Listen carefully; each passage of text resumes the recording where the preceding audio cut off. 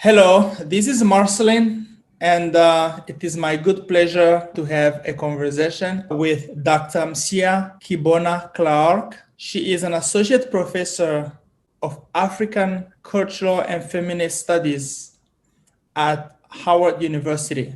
She is originally from Tanzania, and she has worked she works on topics that focus on Pan-Africanism, African feminism, African and diaspora identities in pop culture.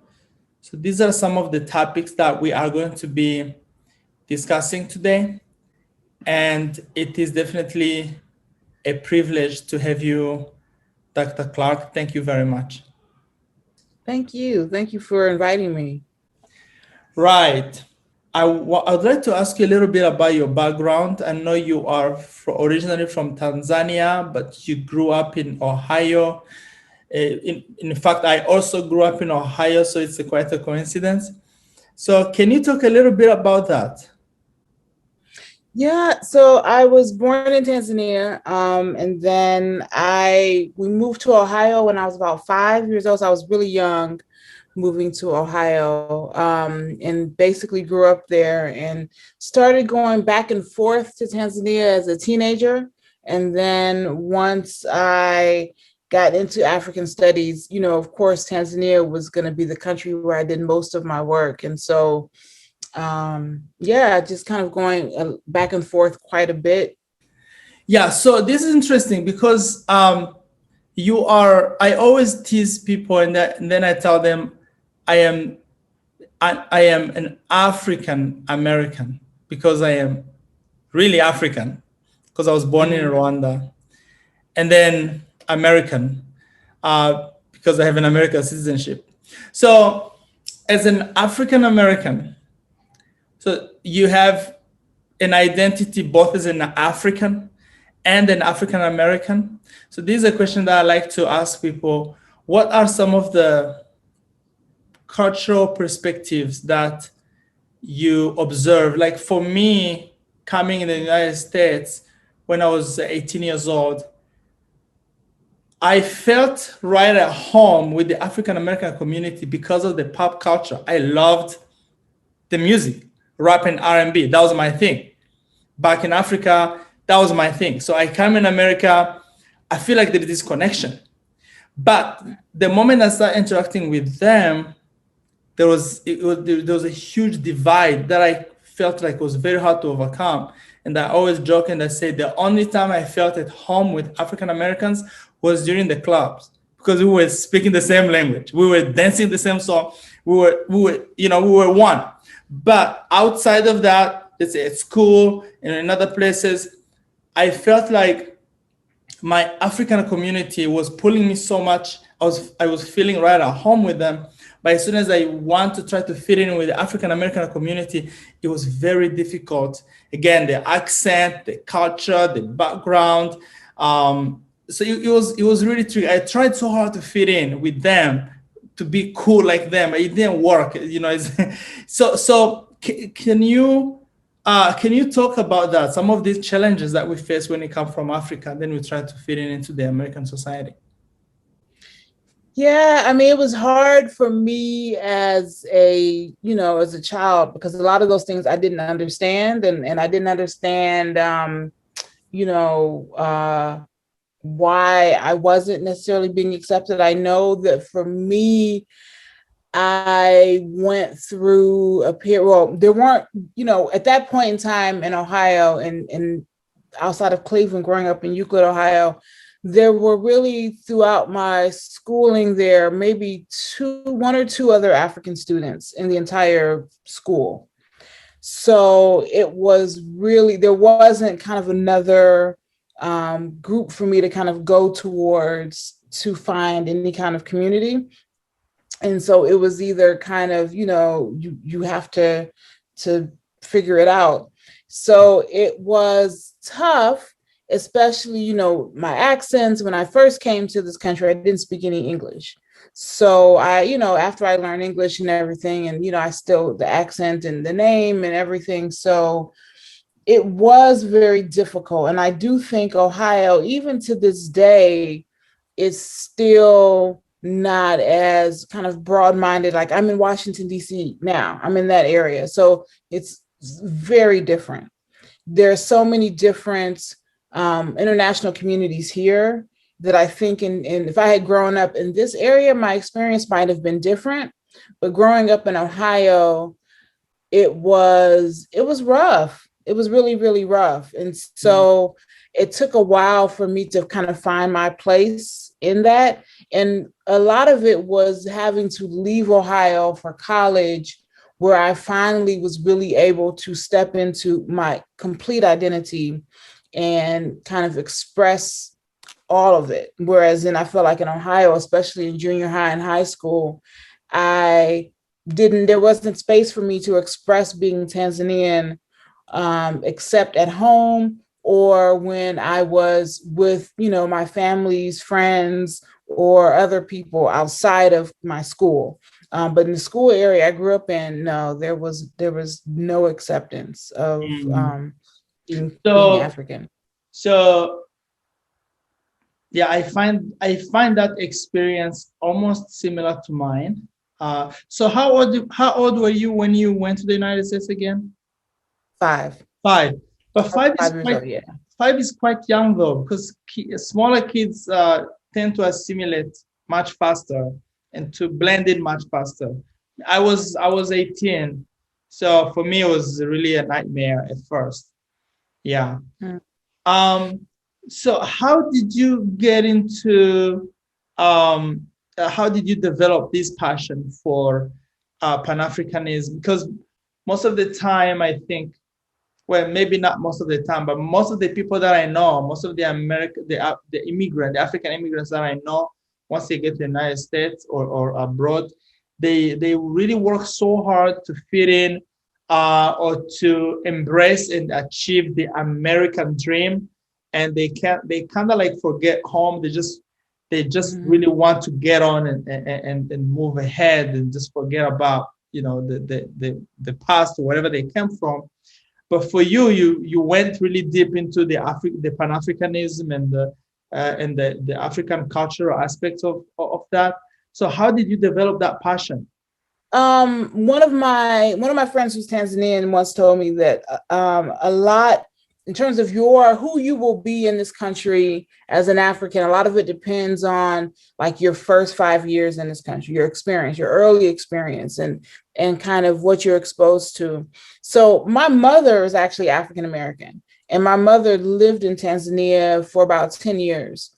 And so when she came back to Ohio, which is where she was from, it was, I was involved in like Kwanzaa, every December, Kwanzaa, the whole week, and so in Cleveland, there is an African-American community. I mean, everywhere, really, many of the major cities, you have African-American communities that are very much into kind of celebrating their African culture, their African heritage. And so when I would go to Kwanzaa, that would be the place where me being African was, it was embraced. And so it was there that I became plugged into a community. And then a lot of the times the people who would do the drummings at Kwanzaa, a lot of times they would hire, especially West Africans, the West Africans will often be hired to do the drumming, and you'd have West African vendors. And so I would interact with other Africans as well. So I think a lot of it depends on kind of what you're exposed to. So the friend of mine who came from Tanzania after high school, he came for college. And so he came to Ohio. And, because of that, again, my mom, had the individuals who came to Ohio that she came in contact with, the Tanzanians specifically, were all introduced to that community. They were all introduced to the Kwanzaas, to the cultural celebrations, the Juneteenth celebrations. And so you automatically are introduced to America through this lens. And so when you realize that all African Americans don't have the same perspective, you've already understood that there are several that do, and that they do embrace you as part of kind of their community. And so I think that gives you a good grounding for moving forward. And I've noticed, individuals who didn't have that don't feel necessarily that connection to the African American community, or don't feel that comfortable. And it's definitely, I think the African American community, I think it's really a symptom of America. I mean, well, okay, there are a couple of things. One, African American attitudes towards Africa are in many ways kind of taught to them by the education system, in terms of what Americans are taught about Africa. You also have the idea that Americans in general, regardless of whether they're Black, white, Asian, what have you, have this sense of kind of people coming from outside of the US, there's always that, because even with white Americans that come here from other countries, don't automatically become embraced by white Americans. They often find it more comfortable in their white immigrant communities, especially Eastern Europeans. And so they don't automatically find home. So I think Americans are in general very kind of, I don't want to say anti-immigrant, but there's not a lot of kind of embracing of immigrants that you find in other countries. Oh, interesting. Because one would think that America is actually the most immigrant-friendly nation, particularly compared to the other first world countries, because after all, like the minorities in the US are going to be soon the majority. So yeah, that's quite interesting. So let me ask you this, since you're talking I mean, you would think that, but I would. Yeah, go ahead. No, I would just say that, I mean, you do, if you find, like, for Latinos, there are a lot of Latinos here, and I lived in Los Angeles for 6 years. And so the Latinos that come are really able to find home and community in their, and amongst other Latinos. But yes, I would say once they, those same Latinos going into Iowa, and they're speaking a different language, are definitely not going to be embraced. And so you do have cities, New York, LA, Miami, where you have so many people used to seeing international communities, immigrants. But then you go to Ohio, you go to Iowa, you go to Utah, there's a lot less kind of tolerance. I see what you mean, and I totally agree with you. There are there are communities where it's very hard to break in. Although now Ohio is very different. If you visit cities like Cleveland, Columbus, there are so many immigrants from everywhere. So it's a little bit different now, but yes, for sure, there are places where you would go and just feel like, where maybe unsafe is such a strong word, but feel like really like a foreigner. Different. Like you feel definitely different. Like, yeah. And then even sometimes when there's an embrace of immigrants, I've seen the other side of this too, where there are Africans who may go to certain places like Minneapolis or whatever, and they will, white Americans may kind of be very welcoming, but it's a very much we are welcoming you, but we also are seeing you as someone who's less fortunate. We're seeing you as someone who is coming from a poor place, some place that is not as good as America. And we want to show you, all the great things that we have here, right. But it's not a recognition that your culture is just as good as their culture. No, it's so they're not, out of pity, or out of but it's not really a recognition or respect that your culture is just as valid as theirs, it's just as good as theirs, and you're not necessarily equals completely. Mm-hmm. There is a certain privilege that they will maintain, and sometimes we don't necessarily notice that, we don't see that. In that interaction. I know I've seen it quite a bit, and I've seen it sometimes. You'll see it when you assert your culture, in the sense of when you begin to say, oh yes, when you begin to point out the things in your culture that are great, you will then hear little things like, oh, yeah, but it's not quite as good as here. And so then it's like, okay, then you really begin to see that they really don't see that your cultures are equal. They're welcoming you to this better culture, to this better society, and they're welcoming you here because, America, land of the great and all of that.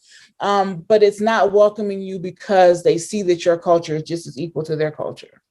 So since we're talking about cultures, I have a script that I wanted to follow, but now we are already going all over the place. So I'm gonna go ahead and just flow with it. Since we're talking about cultures right now, do you really believe that all cultures are equal? Like how would you assess a culture? Like, in my opinion, I think you would assess a culture based on the outcomes that you see playing out in the society where that culture rules. So if in one culture, let's say, for whatever reason, they have not been able to mend their differences, and then there is a perpetual war, generation after generation after generation, and this place is producing refugees who are pouring out in those places where, okay, there is culture, there is a different culture there, but there is peace, there is maybe respect for some values, human rights. And I mean, of course, there are always issues, but the person that you are running to would say, look, in our culture, we are not doing those things that you're doing over there. So because we have peace, we have, let's say, respect for human rights, respect for time, respect for, my word is, we have integrity, we honor our contracts, so many things that they can push back and say, look, thank you, we appreciate our culture, but you came here, our culture is superior. What would you say to that? I would say that there are things. So I would say that cultures, when I look at culture, I'm not looking at necessarily what political leaders are doing, because I do feel like, yes, I'm an American citizen, but I do think there are many Americans who may love their country, but not their government, and maybe embarrassed, in fact, by some of the things that their government does. I mean, our previous president is an example. He did not represent many American values for many people. I'm not going to say all, because Americans are very diverse, but there is a segment of the American population, a large segment, for whom Donald Trump represented their values. And their values were very anti-immigrant. Their values were very anti-people of color, unless you assimilate to certain Eurocentric American values. So if you embrace those values, then you're fine to a certain extent. When you look at, yes, right now in America's history, they're not enslaving anyone. But you also do have other areas in which people of color, especially when you look at immigrant populations on where, on the West Coast and in places like that, where you would kind of have people who may argue with the humanity of Americans. The priority is always Americans. And there is a lot less concern for what happens to immigrants. The priority is, this is happening to Americans, and I can't believe Americans. And I'm like, but there were people who weren't Americans who were also affected. Things may look nice because things are very shiny here. You've got, infrastructure is great. Internet is high speed, cable, all of these great, wonderful things. But I do think that there are, a lot of other issues regarding human rights. The prison industrial complex, the imprisonment of Black and brown people. There's a lot that you can look at. America just lost its right to be to have this moral superiority under Trump. The things that happened when they stormed the Capitol building. That is also America. Those are Americans. Right. It wasn't somebody who landed here and did that. Yeah. So yeah, for sure. That's why I mentioned. That's why I say, there are flaws across the board, either way you look at it. But coming to this question though, so do you think all cultures are equally valid? Yes. how about, let's say, the culture of, let's say, female genital mutilation, which is practiced, I think, in some part. So that's part of the culture, right? And I don't It think is, it's a that's cultural practice. So I think not all cultural practices are valid, but the people who practice them. So, like I know FGM is practiced a lot in Somalia. And it has a really high rate of practice in Somalia. But the Somali people, their culture, their music, their beliefs, their history is just as valid as anyone else's. So the fact that they practice FGM is not a good cultural practice. And those are cultural practices that honestly within the culture, I mean, those are things that people are battling. I think you have to constantly assess your practices within your own culture. Sexism exists everywhere. right. America is no exception to that. But it's the practices of unequal pay for equal work for women. It's not necessarily something that is part of the culture that has to stay. These are practices that happen that have to be addressed. Okay, so there are things, there are cultural practices that should be addressed, but the people themselves. So there are distinctions between the culture itself and the cultural practices that are embedded into that culture. So the cultural practices may be bad, they need to be removed, but the culture itself as a way of life, as a history, as the way people have evolved into whatever the community, it's something to actually to honor as a part of honoring those people. So because a lot of times when you talk about culture, we don't differentiate between cultural distinctions or cultural practices and the culture itself as a whole. So that kind of makes sense. So now that we are talking about America right now, let's talk a little bit about the systemic racism that we that we have been talking about over the last few years. I think it's more talked about now than before. We're talking about the critical race theory, which is making big waves. For my personal experience in America, I didn't live a typical African American life because, again, I was an immigrant, and then I ended up befriending and hanging around more whites than African Americans, except of course when it came to music, because I can't stand rock and roll. But so all of these things are like police brutality and all of that. I was somehow insulated from that. I didn't even when the interaction came with the police and everything, somebody could have viewed it as police brutality, but because again my background, my frame of reference, I couldn't even register it as such. Now that when I look back, I can look and say, oh, okay, maybe that's what it was. Maybe that. So what are your thoughts about that? Well, I mean, it's definitely affects. I mean, even, when I look at police brutality, I myself have not had an interaction with the police that I would classify as a case of police brutality. Every time I've been pulled over, it's usually for good reasons because I was going too fast. But I also recognize that police brutality does happen. And I know as an educator, I would say the majority of especially male students I've had, especially when I was in LA and I had Latino students in my class as well, the majority of them have had negative interactions with the police. The majority of them have had interactions with the police that would definitely qualify as police brutality.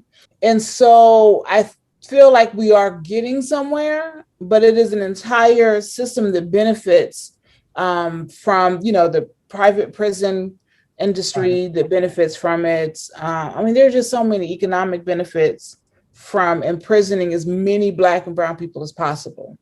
So tackling it from the police brutality side is one kind of part of that whole issue.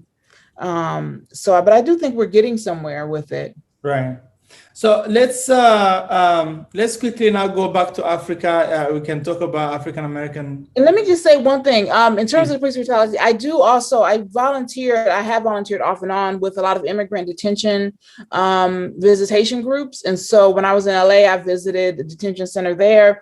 They're housed in facilities often that they have a separate unit, but they're housed in prisons with other criminals. And so even though they're separated, they're put in separate units, they're in the same types of facility for literally for being in the country without papers in many cases. These aren't people who've committed crimes. They're just here undocumented. They don't have the proper paperwork. And so they're put in prison. And so the treatment of immigrants is very similar to the treatment of people who are here who've committed a crime. And so I do think that there is not a lot of attention in the African community because the majority of the people in those prisons are immigrant detainees or Latino. But coming on into DC, the volunteer work I did, a lot of the immigrants that I was in communication with are from Cape Verde. So there's a lot of Cape Verdean immigrants who are in detention on the East Coast. Of course, Nigerians are they're represented all throughout the detention centers. But I do think that there are a lot of African immigrants who are locked away in those immigrant detention centers and see their rights violated just as much as, those who are there for committing a crime.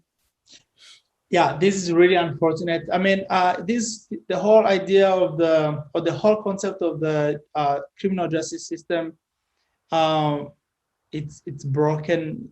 In my opinion, a lot of effort should be done in making sure that people are, first of all, separating the criminal, especially the violent criminal, from the innocent who are just fleeing for their lives for whatever reason.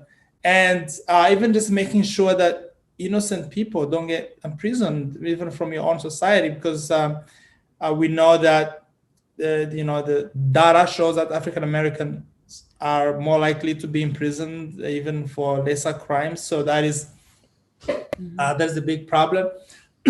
But then I remember, so I was in Zambia one time, and I had forgotten my passport at home.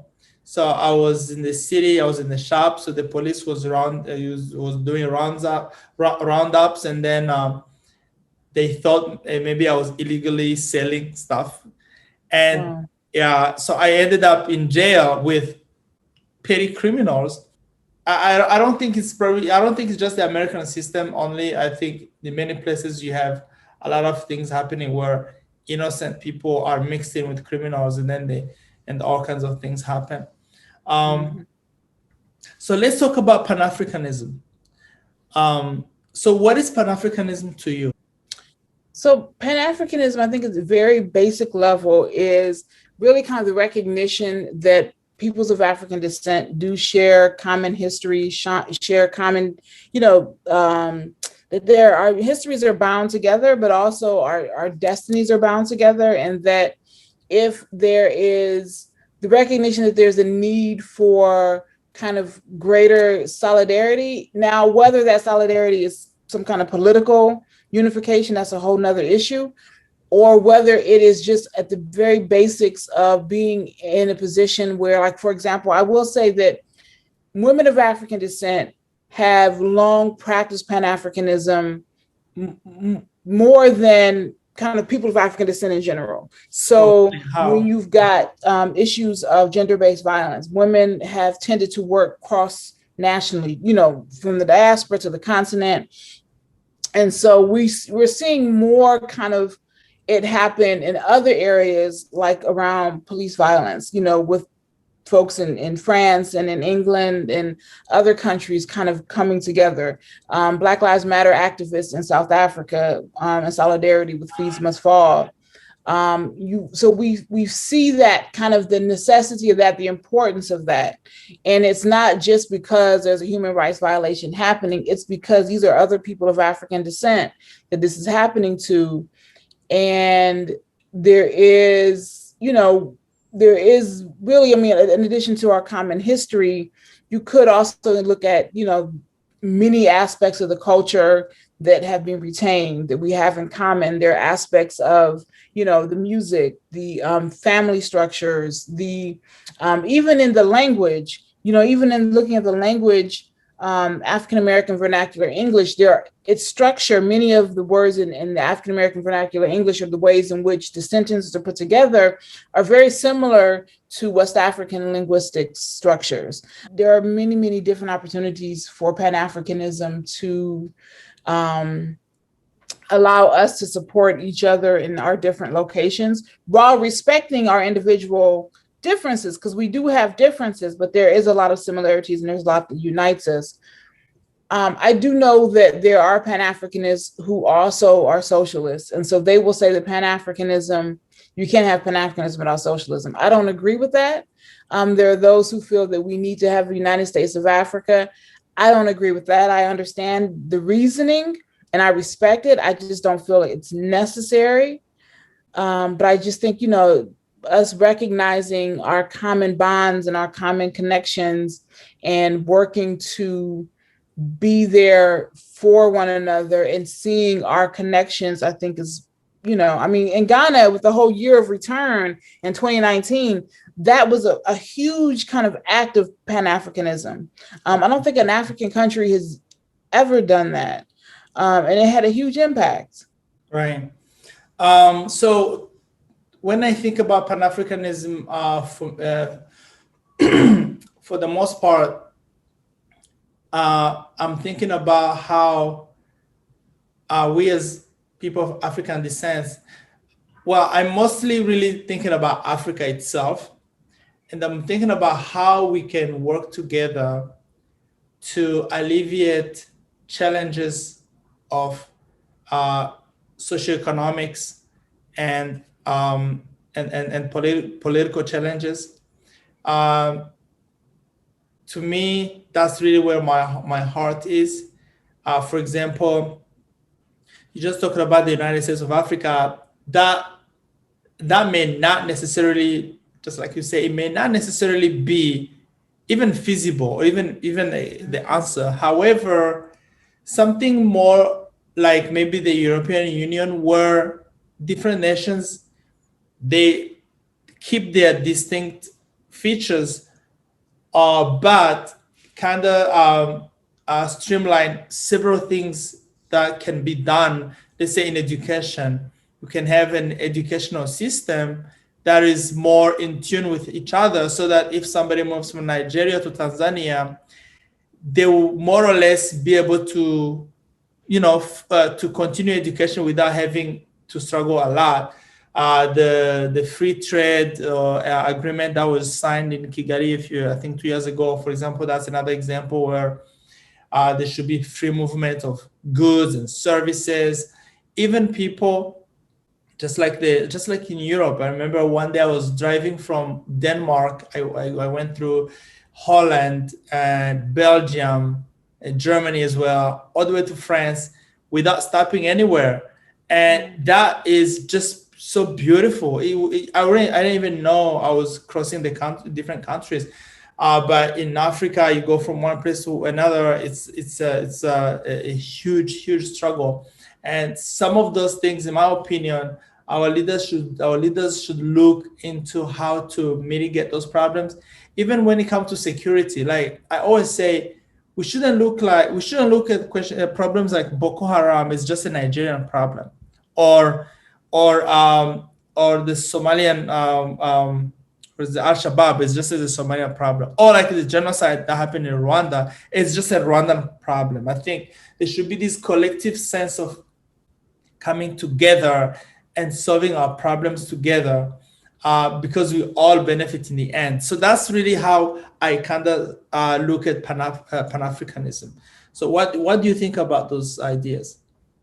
No, I think that's great. I mean, one of the things in Ghana, because I've gone to Ghana quite a bit, and one of the things that I've always tell my Ghanaian friends, I'm like, you guys need East African tea. Man, this Lipton mess is horrible. Every time I get hot tea in Ghana, I'm so angry because I'm like, we have good tea in East Africa. I'm like, if we got together, you guys could get some tea and we could get some of your cocoa. Like literally, like they're just little things like that that makes sense. It just makes sense. Like just being able to provide these things, because honestly, Africa has all of the natural resources it needs to support each other. Like we don't really need to import. I mean, if we developed our manufacturing industries, we really wouldn't need to import very much. I mean, there are definitely luxury goods and things like that.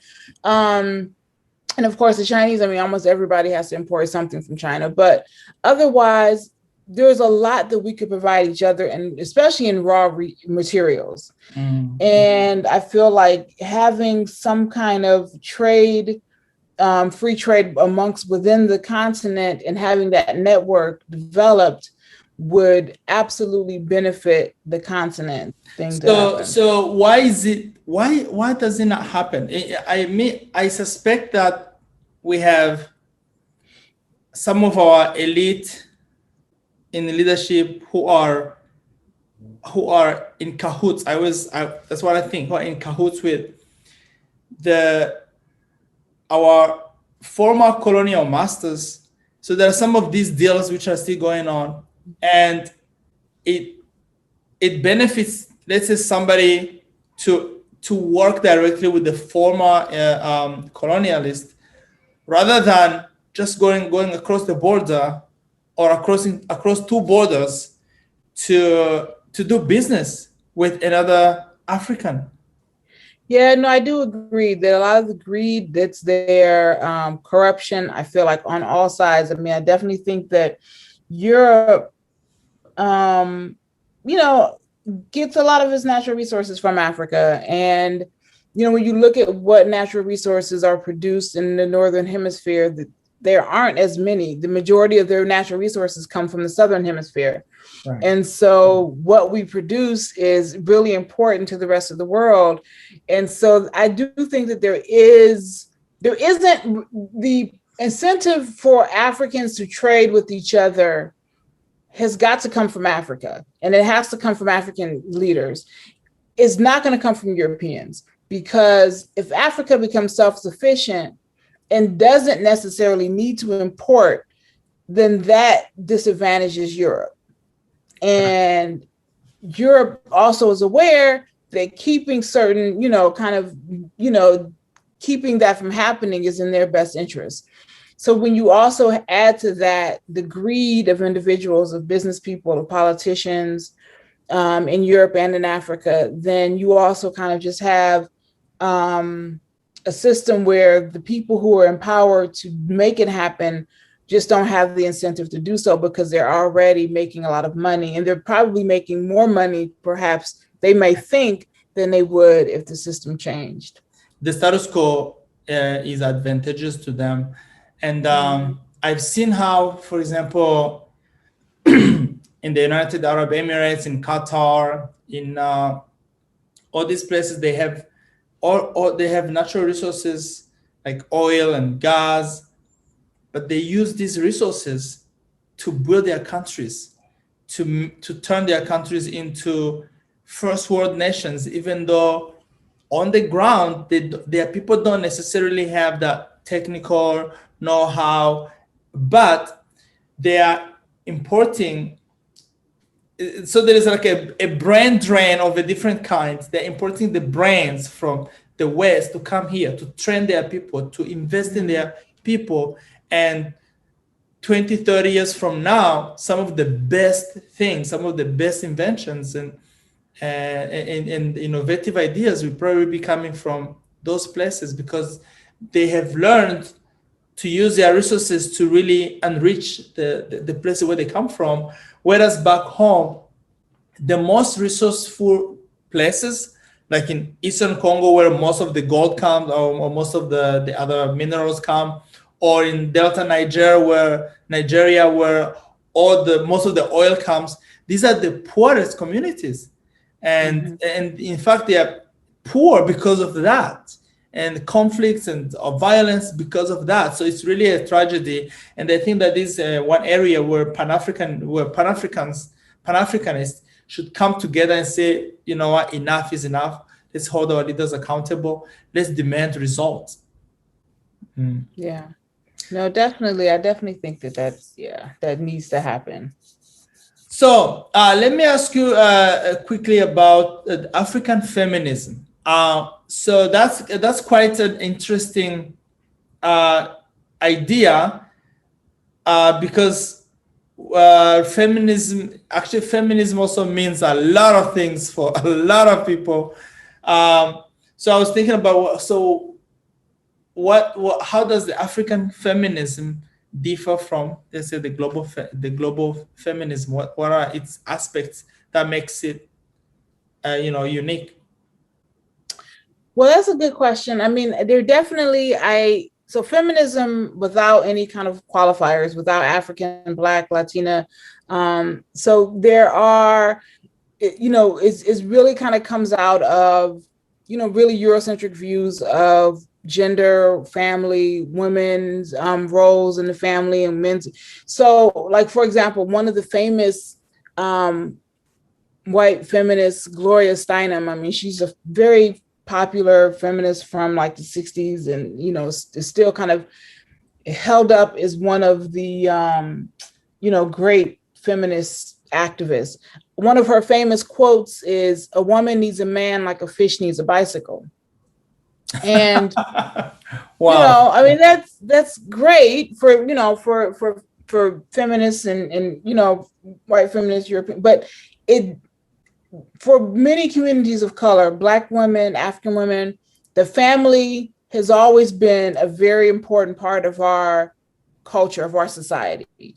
And it's not about men, and it's not a war of the sexes, because Black women are facing not only sexism, but they're also facing racism.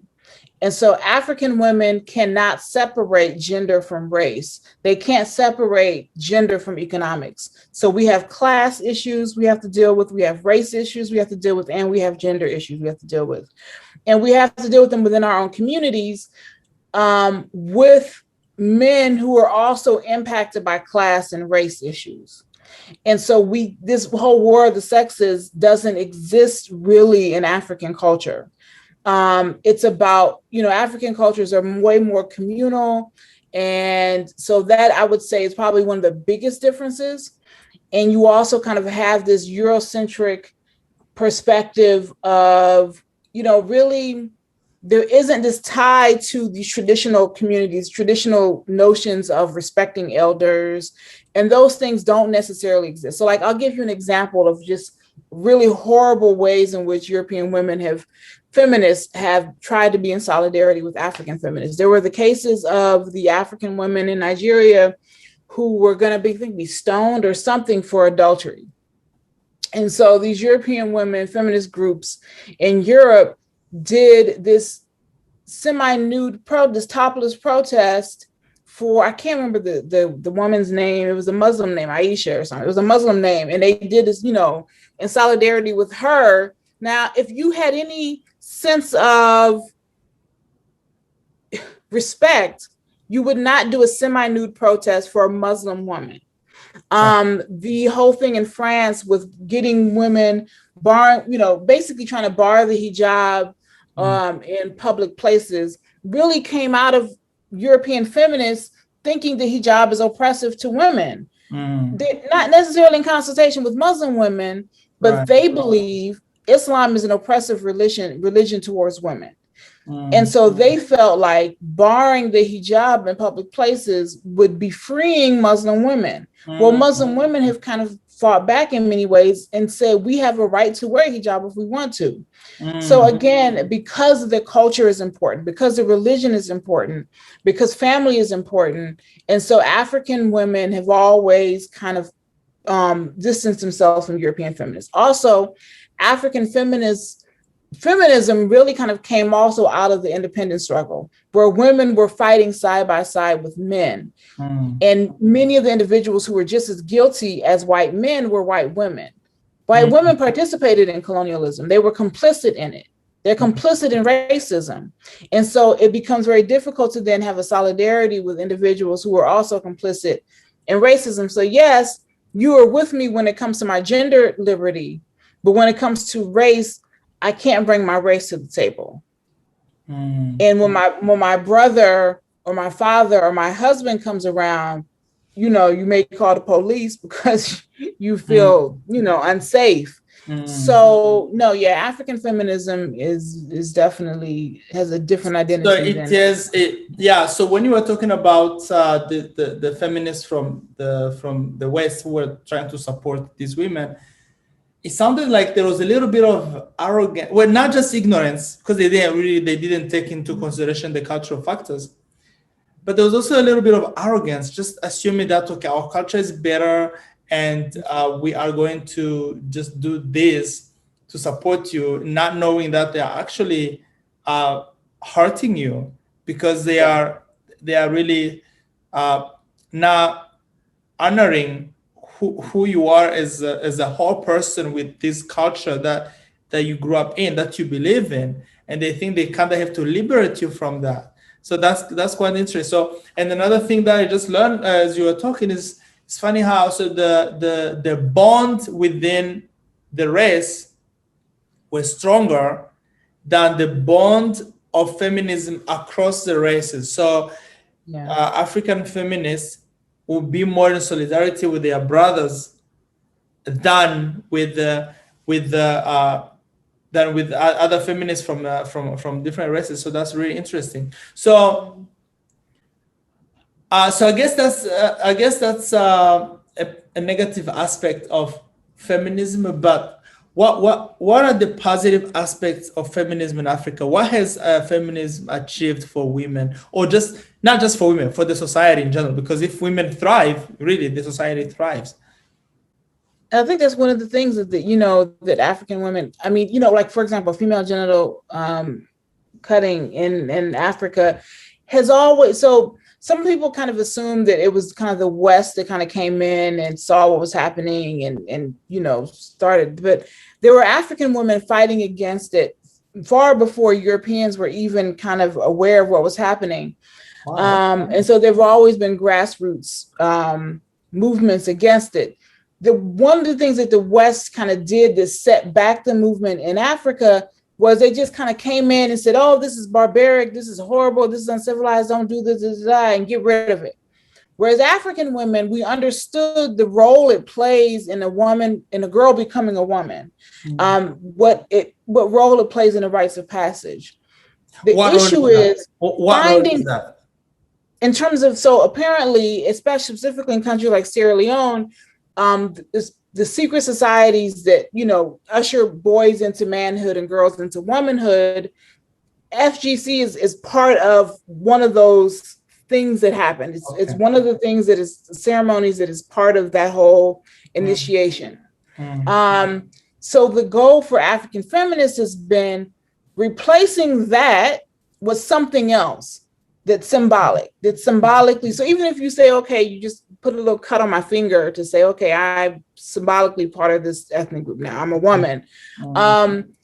But understanding that it is not just something that's just, we're just going to just cut up a bunch of girls for just because we think it's fun, that there is a reason behind it. And we need to understand that reason. And we need to find something else that is not harmful to these girls that will usher them into womanhood. Because we understand that there has to be something in this society, this culture that kind of brings these girls into womanhood. We just need that to not hurt them. And so we have to put it in that context, but Europeans weren't able to do that. Yeah. And so I do think we have seen a lot of African feminists be successful in pushing for the eradication of it in their villages and their cultures and their communities. We've definitely seen women pushing back against gender-based violence, especially in South Africa, where the rates are really, really high. Yes.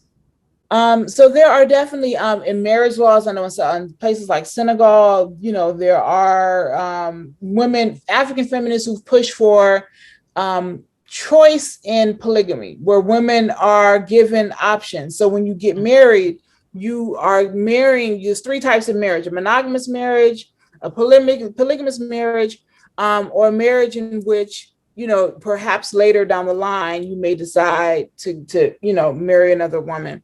And so by making it so that women have a choice, the idea is that women are not forced into a polygamous situation. Right. Now, the reality is it doesn't always happen like that, because, you know, there is this pressure that men can exert or families can exert over women to accept polygamy. But African feminists did fight to get certain legislation changed. Inheritance rights, you know, I mean, it would be in many places, the husband dies and his family right after the funeral comes to the house and starts taking what they want. And they basically, the idea is this belongs to his family. We will take care of you, but this belongs to us. So women, a lot of African feminists are getting those laws kind of changed, wife inheritance. So there are different things that women are addressing from within the culture that I think is just important. That's definitely happening. And I think it's very important that men join into that fight, especially now that, like, our generation and even younger generation, we are not as tied to the old traditions as, you know, as rigidly as our forefathers were. But it's important to define what really feminism or African feminism is, just like you did, so that, because when it's just a word, like a buzzword, it sends all kinds of signals, and people don't even know what they're supporting. But when we begin to talk about real factors or real scenarios that affect people negatively, then you start thinking about your own mom, you start thinking about your own sister. Then you're like, no way, there is no way I'm going to let my sister go through this. And then this becomes like a fight where everybody feels like they have a stake into it. So it's really very important to do that. But the last question that I would like to maybe ask you about before we conclude is, we talked a little bit about hip hop influence. So how is the hip hop, or I would say, how do you look at the hip hop influence in Africa, and how does it shape our society? Because I know that's one of the areas of your expertise. Well, I mean, it definitely, I mean, it shapes it in good and bad ways sometimes. I mean, I definitely think that for women, it has been a great vehicle for women to really express themselves. And I do think that for a lot of young women, their first exposure to feminism actually comes through hearing women artists, women hip hop artists. And so I think that that's been a really positive thing. I do think that it is a way in which, like, you know, we saw in Senegal with Yanamar, with a lot of the hip hop artists participating in getting the previous president, Abdoulaye Wade, voted out of office. The hip hop artists were involved in that. They were involved in Balai Citoyen in Burkina Faso, in the revolution that happened there. They were involved, the graffiti artists especially were involved in the Arab Spring in Egypt and Tunisia. There were hip hop artists. There was one that was put in jail in Tunisia under the previous president because he was criticizing the president. So, I mean, we're seeing also in Zambia, there was a hip hop artist there who had to actually go to South Africa because he released a song that was critical of the government. In Cameroon and the Congo. I mean, we've seen in many, many countries, artists really be this voice of the people. So I think that in many ways, artists are using hip hop, which has its roots in kind of being anti-establishment and being this challenge to government, using it to challenge their own systems and to challenge, you know, what's happening in their own society. So yeah, no, I think it's in many instances it's good.